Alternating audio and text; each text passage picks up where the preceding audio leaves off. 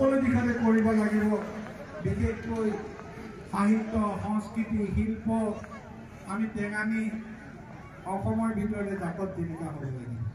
মই তাকে আশা কৰি আপোনালোক সকলোকে শ্ৰদ্ধা জনাই এই অনুষ্ঠান এই মঞ্চ উদ্বোধন কৰা হ'ল বুলি ঘোষণা কৰিলোঁ। ধন্যবাদ, নমস্কাৰ।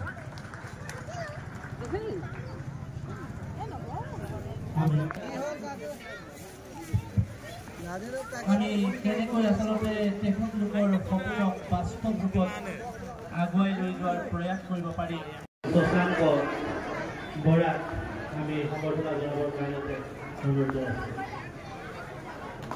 এয়া সন্মানীয় কামাখ্য প্ৰসাদ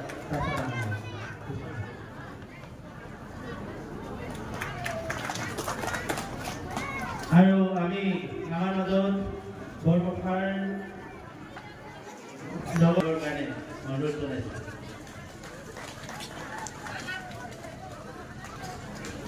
ইয়াৰ পিছতে আমাৰ সন্মানীয় বিধায়ক মহোদয় যিহেতু আমাৰ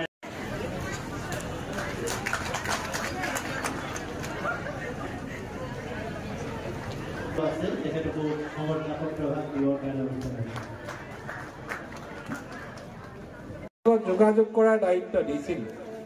31 তাৰিখে উত্তৰ কমলাবাৰী সত্ৰৰ সত্ৰাধিকাৰ শ্ৰী শ্ৰী জনাৰ্দন গোস্বামী আমাৰ মাজলৈ আহিব আৰু সেইদিনা সভাত তেখেতৰ বক্তব্য ৰাখিব।